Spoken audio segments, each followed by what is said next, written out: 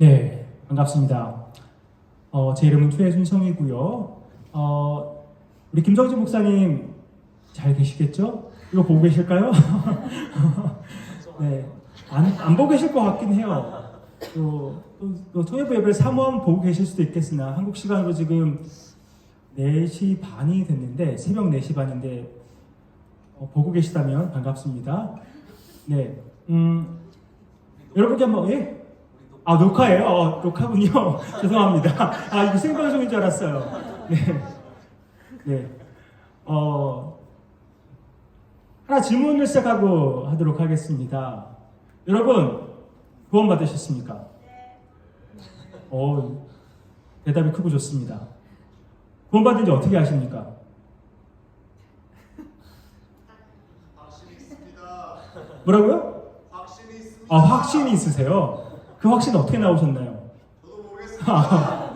군대 같은데 여기? 갑자기 군대 온 것 같아요. 네, 여러분이 구원받은 증거 어떻게 제시할 수 있으시겠습니까? 우리가 구원을 받았는지 안 받았는지를 이렇게 물어보는 거가 좀 약간 곤란한 질문이기도 하고 또 그렇긴 한데 모든 사람에게 너무나 특히 믿는 자에게는 너무나 중요한 질문이 아닐까 싶습니다. 여러분 잘잘법이란 유튜브 방송 아시나요? 다른 유튜브만 열심히 보죠. 잘잘법이 뭘 것 같아요? 잘 먹고 잘 사는 법 같죠? 예, 거의 비슷합니다. 잘 믿고 잘 사는 법입니다. 잘잘법은 잘 믿고 잘 사는 법. 크리스천 그런 어떤 신학적인 내용 또 현 시대에 맞는 여러 가지 내용들을 유튜브에 만들어서 이렇게 내보내는 방송인데요. 거기에 청파교회 김기성 목사님께서 구원을 받았는지 아닌지 아는 방법이라는 내용의 유튜브를 올리신 적이 있으셨어요. 제가 그걸 참 봤는데 그 말씀 중에 핵심적인 내용만 보면 이렇습니다.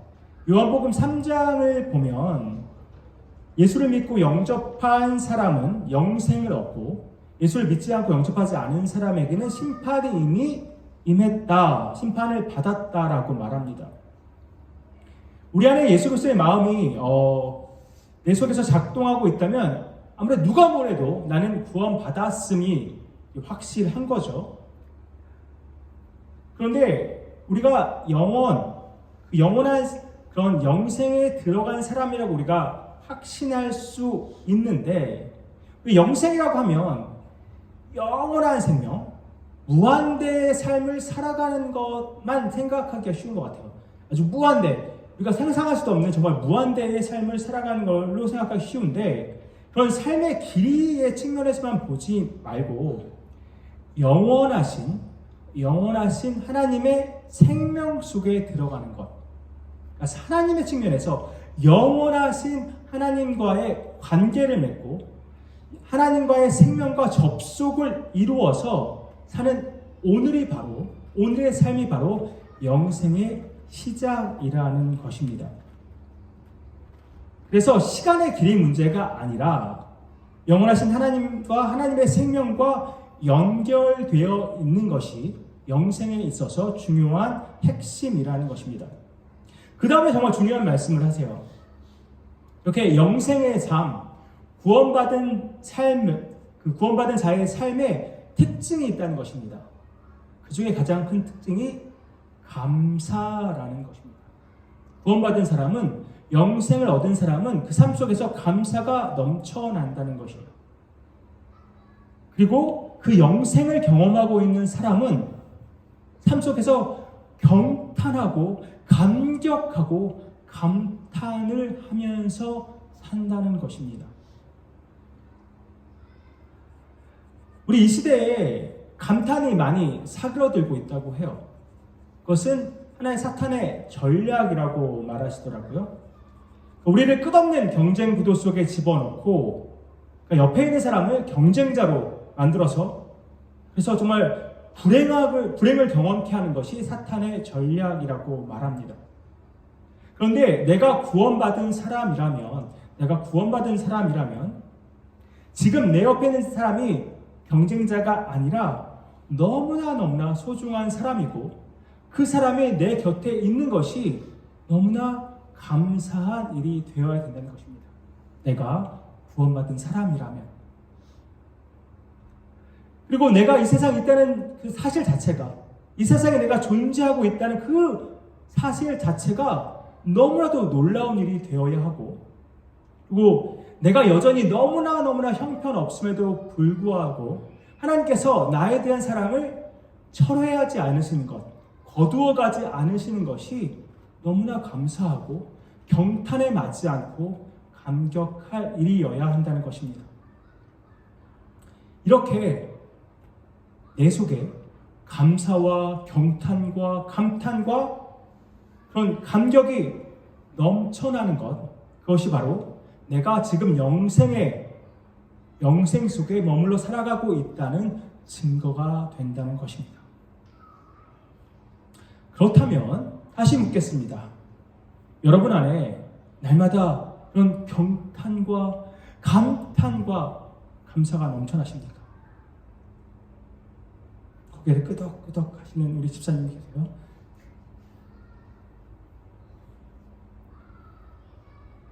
정말 그렇다면 기쁜 일이 아닐 수 없죠. 이것만큼 기쁜 일이 아닐 수 없습니다. 근데 혹여 내가 구원받았는데 내 삶에는 감사도 별로 없고 경탄한 일도 별로 없고 감격을 언제 받나 이렇게 갸우뚱하게 되는 삶을 살고 있다면 도대체 왜 그럴까요? 우리의 경탄과 감사와 그 감탄을 방해하고 있는 것은 도대체 뭘까요? 저는 그 무언가의 중심에 죄가 있다고 생각합니다. 우리를 감사하지 못하게 하고 우리의 삶 속에서 경탄과 감탄을 못하게 하는 그 중심에는 죄가 있다고 생각합니다. 우리가 죄를 짓기 때문에 또한 죄를 짓고 나서 그 죄책감 때문에 우리는 감사를 잊어버리고 감탄과 그 감격을 잊은 채 살아간다는 것입니다. 우리가 구원받았다고 해서 절대 죄를 안 짓는 것은 아니지만 죄에 대한 인식은 바뀌게 되어 있습니다. 오늘 본문 2절에서 바울이 뭐라고 말합니까? 죄에 대하여 죽은 우리가 어찌 그 가운데 더 살리오? 죄에 대해서 우리가 죽었다고 말합니다. 죄에 대해 죽었다는 말은 다시는 죄를 짓지 않는다는 말이 아닙니다. 팀 켈러 목사님 이렇게 정리했습니다. 죄에 대해 죽었다는 것은 그리스도인이 되는 순간 더는 죄의 지배, 곧 그 세력 아래 있지 않는 것이다. 그러니까 죄를 절대 짓지 않는 것이 아니라 그리스도인이 되는 순간 죄가 더 이상 나를 지배하지 못하는, 더 이상 나에게 왕노릇하지 못하는 그런 상태가 된다는 것입니다. 예전의 죄는 나에게 왕노릇했고 또 우리가 죄의 종이었을 때 우리는 심지어 죄가 죄인 줄도 모르고 살았습니다. 죄가 죄인 줄도 분간치 못하고 죄를 짓고 살았습니다. 그것은 죄가 우리를 철저하게 지배했기 때문입니다. 이게 죄라는 것을 알았다고 해도 우리는 그 죄를 지을 수밖에 없었습니다. 우리가 그 죄에 저항할 힘이 없었기 때문입니다. 그만큼 우리를 죄는 완전히 지배했습니다. 그러나 이제는 우리가 더 이상 죄에 굴복하지 않아도 됩니다. 왜냐하면 우리는 죄에 대해서 죽었기 때문입니다. 이제는 우리는 죄에 대항할 수 있고 저항할 수 있는 힘이 생겼습니다. 힐켈러 목사님이 덧붙여서 이렇게 말씀하셨어요. 죄가 우리에게 여전히 영향을 미칠 힘을 가지고 있기는 하지만 더 이상 우리에게 명령하지는 못한다. 우리가 죄에 굴복할 가능성은 여전히 있지만 이제는 죄에 복종할 의무는 없다. 우리가 죄에 대해 죽었다는 것, 이 설명이 굉장히 중요하다고 생각합니다.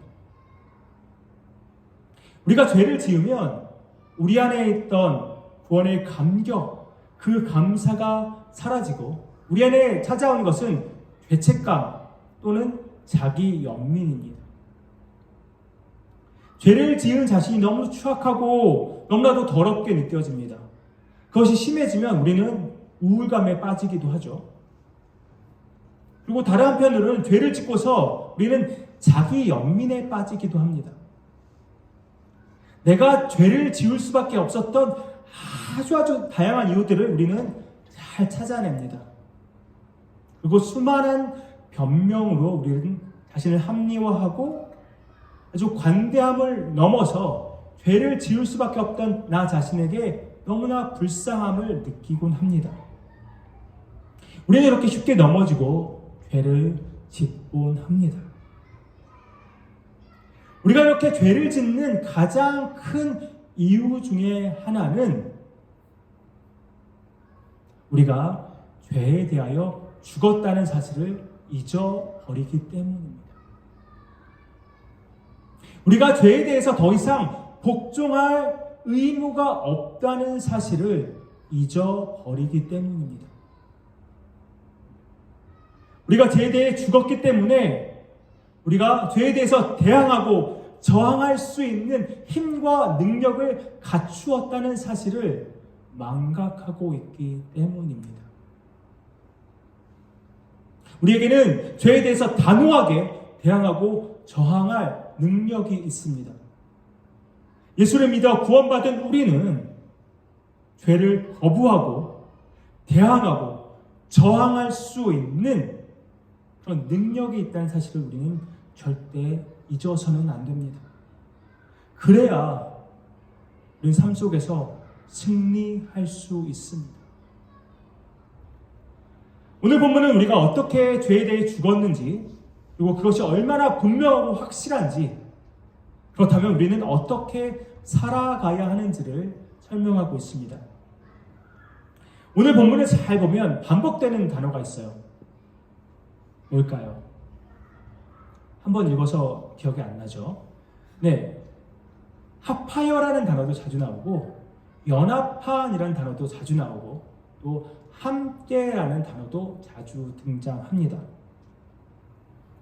우리가 도대체 누구와 합하였다는 걸까요? 누구와 연합하였다는 걸까요? 우리는 은혜로 예수 그리스도를 믿음으로 말미암아 예수를 영접하고 예수 그리스도와 연합하였습니다. 이제는 우리가 예수 그리스도와 합한 상태, 연합한 상태가 되었다는 말입니다. 우리가 연합하였다는 말은 예수 그리스도께 해당되는 것이 이제는 법적으로 우리에게도 해당된다는 의미입니다. 그래서 10절과 11절 이렇게 선포하는 것 아니겠습니까? 세 번역으로 읽어드릴게요. 그리스도께서 죽으신 죽음은 죄에 대해서 단번에 죽으신 것이요 그분이 사시는 삶은 하나님을 위하여 사시는 것입니다.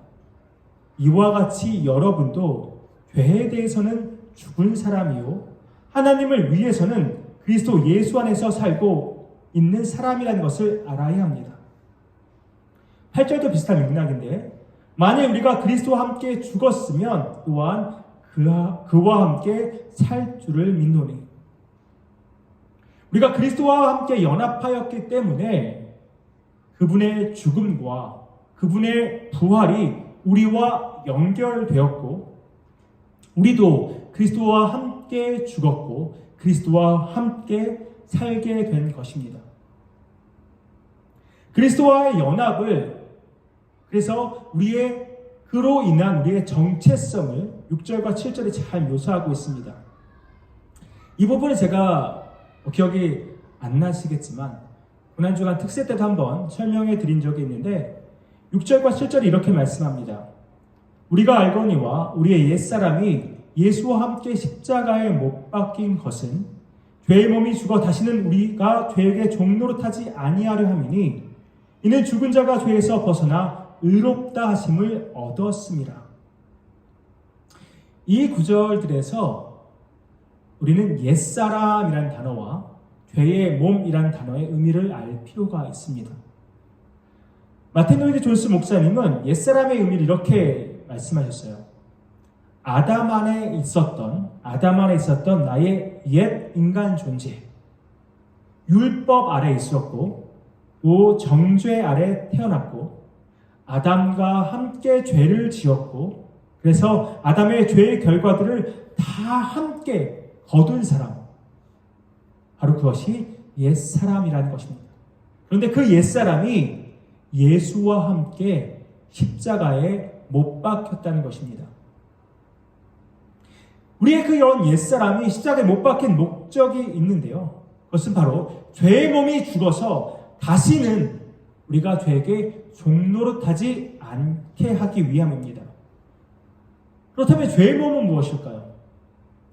로이드 존슨 목사님이 죄의 몸을 이렇게 설명합니다. 죄의 몸은 죄를 갖고 있는 우리의 육체인 몸을 의미한다고 하는데, 다르게 말하면 현재 육체적인 상태에 있는 우리 안에 거하는 죄를 바로 죄의 몸이라고 의미한다는 것입니다.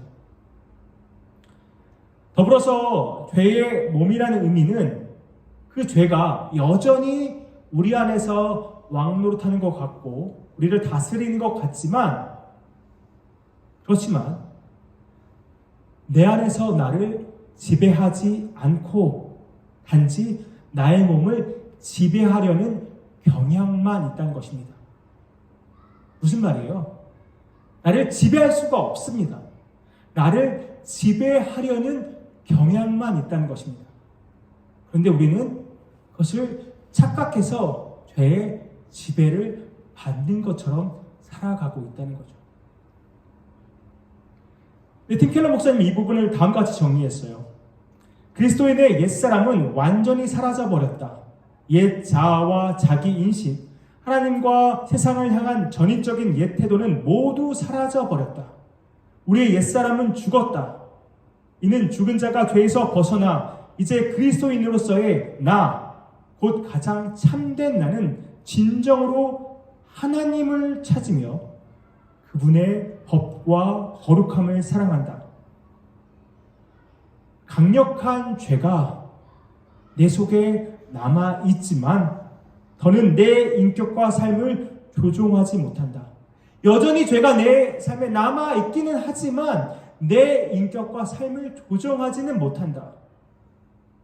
내 속의 죄는 여전히 하나님께 불순종하지만 이제는 그 죄된 행위는 나의 가장 깊은 자기인식과 부딪힌다. 전에는 부딪히지도 않았어요. 죄인지도 몰랐기 때문에 부딪히지도 않았습니다. 그러나 이제는 부딪힙니다. 내 속에서 죄가 이것은 아니야. 이건 하나님이 원하시는 것이 아니지. 하나님이 기쁘시게 하는 것이 아니야 라고 부딪히게 되었다는 것입니다. 우리가 예수 그리스도를 믿고 예수 그리스도를 구주로 영접하면 우리는 주 안에 거하게 되고 또 주와 연합하게 됩니다. 예수 그리스도와 연합하게 된다는 것은 우리의 정체성이 바뀌었다는 의미입니다.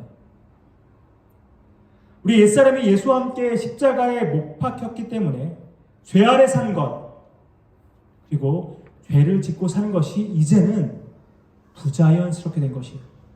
예전에 너무나 자연스러웠습니다. 사실 자연스러운지 아닌지도 몰랐죠.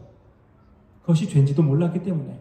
하지만 이제는 모든 것이, 죄라는 것이 우리 삶 속에서 부자연스럽게 느껴지게 되었습니다. 여기서 말하는 죄는 흉악한 범죄들의 그런 죄들만 얘기하는 것이 아니에요. 우리가 하나님과의 관계 속에서, 말씀과 관계 속에서 느껴지는 도덕 이상의 하나님이 원치 않으신 것, 하나님의 그 목적과 하나님의 그 영광에 이르지 못하게 하는 모든 것을 다 죄라고 말하는 것입니다. 그 죄 짓는 그 모든 것이 내 안에서 이제 계속해서 부딪히게 되었다는 것입니다. 너무나도 부자연스럽게 되었다는 것입니다.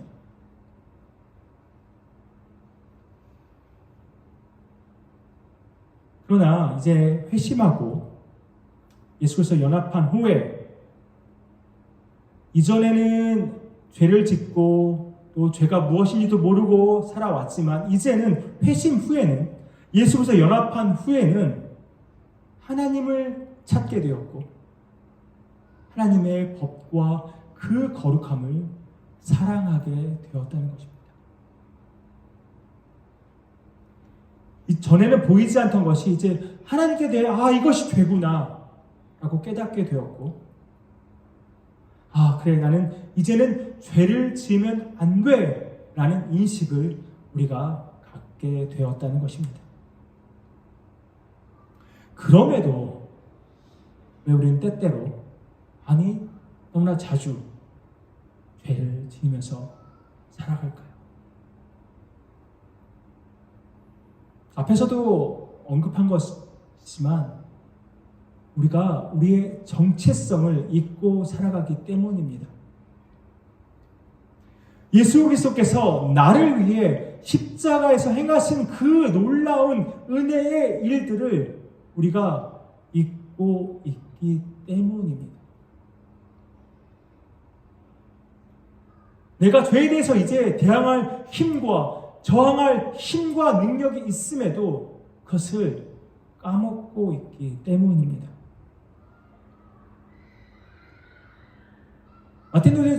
마틴 로이드 존스 목사님이 그런 예를 하나 든 것이 있는데 미국 남북 전쟁 후에 노예 해방이 일어났잖아요. 근데 그 노예들은 오랫동안 노예 생활을 했단 말이에요. 네, 노예 해방이 되었음에도 불구하고 그들은 자유인이라는 새로운 신분을 잘 이해를 못했다고 해요. 한동안. 자유인이라는 것이 그들의 개념 속에 들어있지 않았는데 갑자기 이제 자유인이 됐으니까 근데 그 자유를 만끽하지도 못하고 제대로 누리지도 못하고 과연 자기의 새로운 신분을 제대로 받아들이지 못했다고 합니다. 그래서 옛날 주인을 지나가는 것만 봐도 다시 막 벌벌 떨게 됐었다고 해요.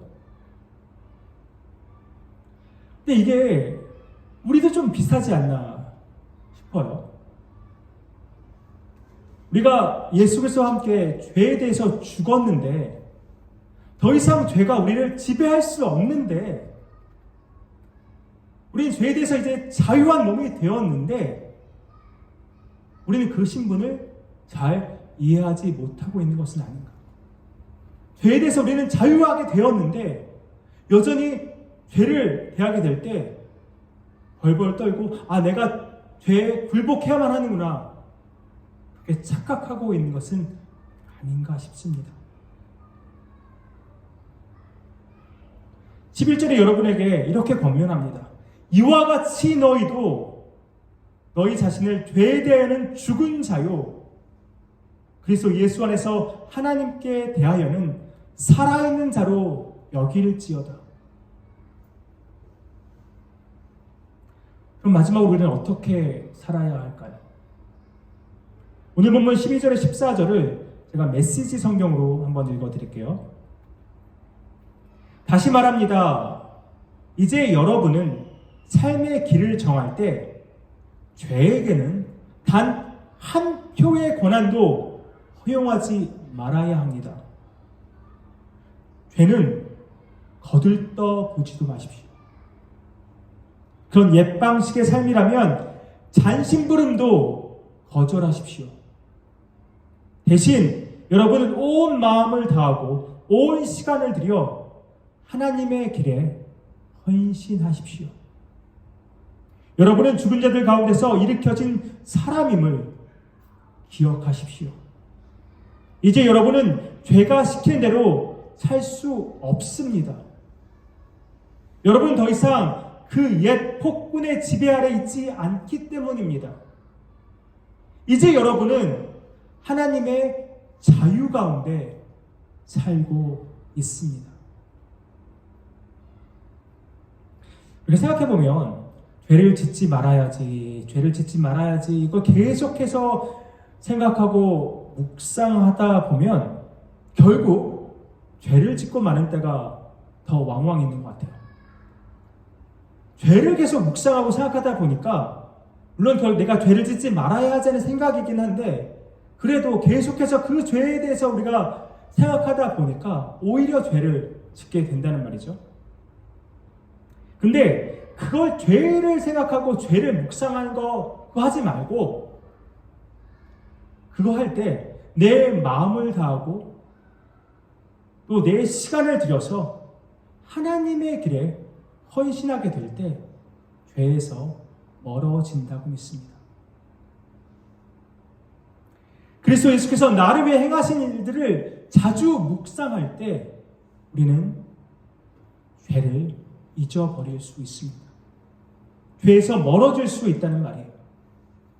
주님과 연합하여서 풍성한 그 은혜와 영광을 누리면서 감탄하고 감사할 때 죄는 우리에게서 떨어져 나갈 것입니다. 죄가 생각나지 않도록 하나님을 생각하십시오. 죄 지을 시간이 없도록 하나님께 헌신하십시오. 이것이 우리가 살 길입니다. 그리고 죄가 우리를 유혹할 때 속으로든 아니면 겉으로든 한번 외쳐보십시오. 나는 더 이상 이전의 내가 아니다. 죄에 그냥 굴복할 수밖에 없는 그런 옛사람이 나는 아니다. 이제 나는 죄에 대해서는 죽었다. 나는 이제 예수 그리스도와 연합한 새 사람이다. 제가 오늘 설교를 준비하면서 떠오르는 찬양이 있었습니다. 좀 잠시 후에 저희가 함께 부를 텐데요. 제이어스라는 그런 그룹이 부른 Born Again이라는 찬양입니다. 사실 오늘 그 말씀의 제목도 Born Again입니다. 가사가 이렇습니다. 주 안에서 내 영혼 다시 태어나 이전 것은 지나고 새롭게 됐네. 죄로 물든 내 모습 예수와 함께 죽고 부활 생명 내 안에 새로운 삶이 열렸네. 너희가 나를 택한 것이 아니요 내가 너희를 택하여 세웠나니 오직 내 안에 오직 내 속에 그리스도가 사네. 오직 내 삶에 오직 내 마음에 그가 주인 되셨네. 브릿지 부분에 이런 가사가 있습니다. 내 생명 그 안에 그의 생명 내 안에 나의 삶이 이전과 같을 수 없네. 저는 나의 생명이 나의 삶이 이전과 같을 수 없네. 나의 삶이 이전과 같을 수 없네. 그 가사가 굉장히 마음에 와닿았어요. 우리가 예수와 함께 죽고 예수와 함께 살아난 전과 후의 삶이 다를 수밖에 없습니다. 내가 거듭나기 전과 후의 삶은 절대적으로 다를 수밖에 없습니다. 내가 구원받기 전과 후의 삶은 분명히 달라야만 합니다.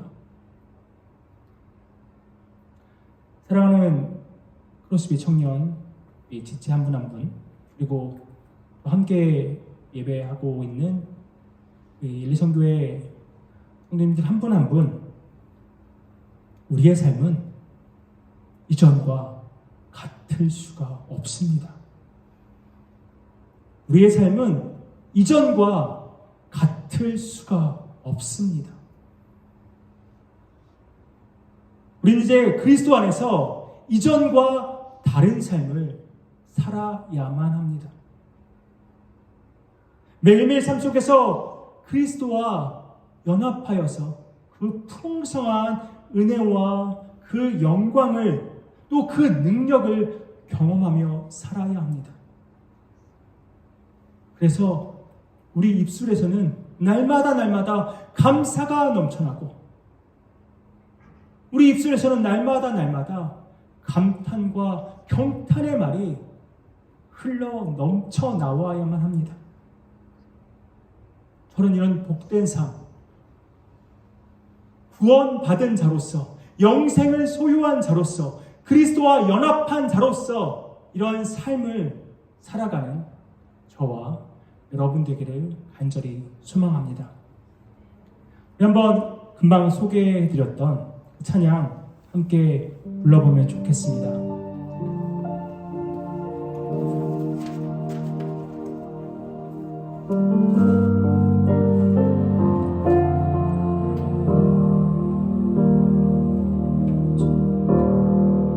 주 안에서 내 영혼 다시 태어나 이전 것을 지나고 새롭게 됐네. 죄로 묻은 내 모습 예수와 함께 죽고 부활 생명 내 안에 새로운 삶이 열렸네.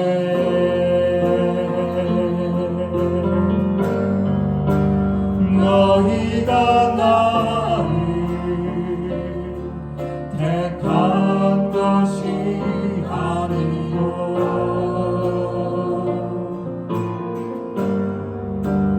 내가 너희를 택하여 세웠나니 오직 내 안에 오직 내 속에 그리스도가 사네. 오직 내 삶에 오직 내 맘에 그가 주인을 셨네. 오직 내 안에 오직 내 속에 그리스도가 사네. 오직 내 삶에 오직 내 맘에 그가 주인을 셨네.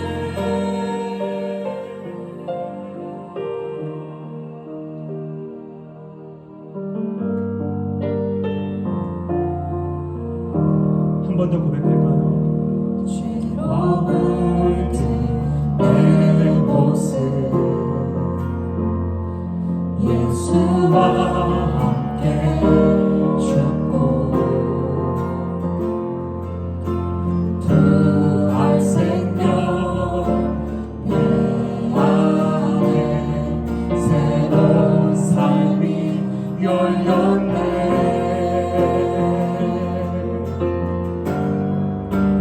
너희가 나를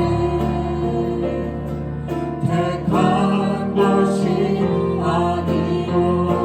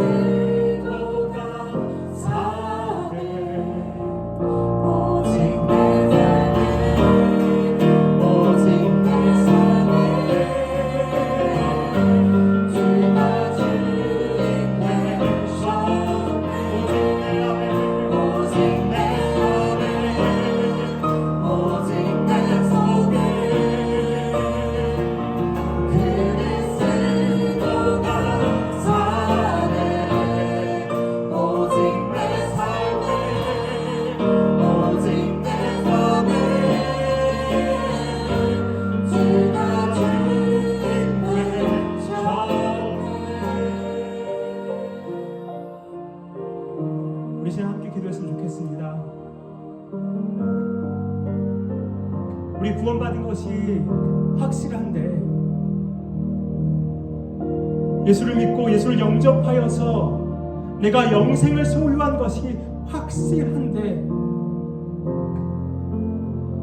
과연 내 삶은 그런 구원받은 자로서 영생을 소유한 자로서의 삶을 제대로 살고 있는지 이 시간 돌아보기 원합니다.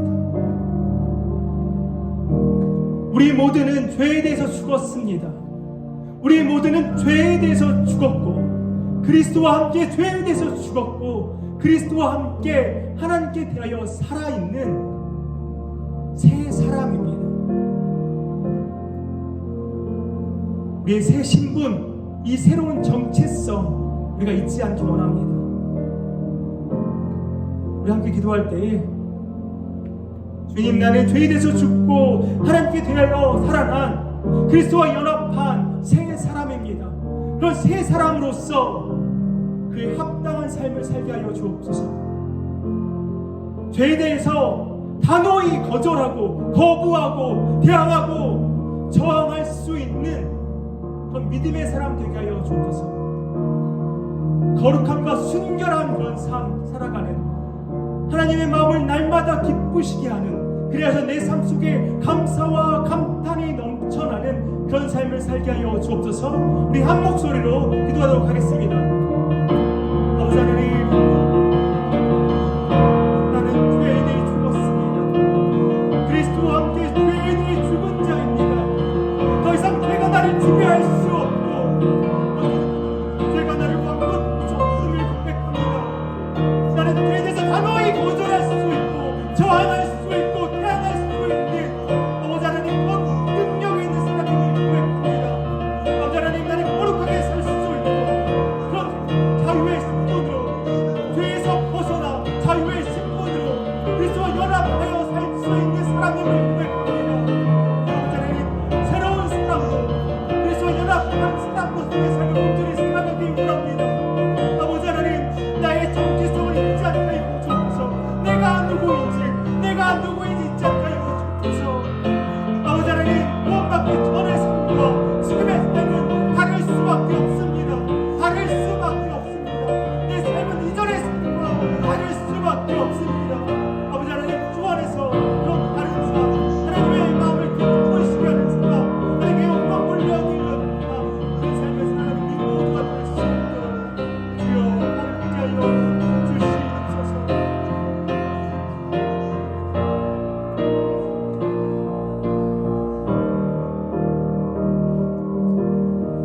아버지 하나님, 감사합니다.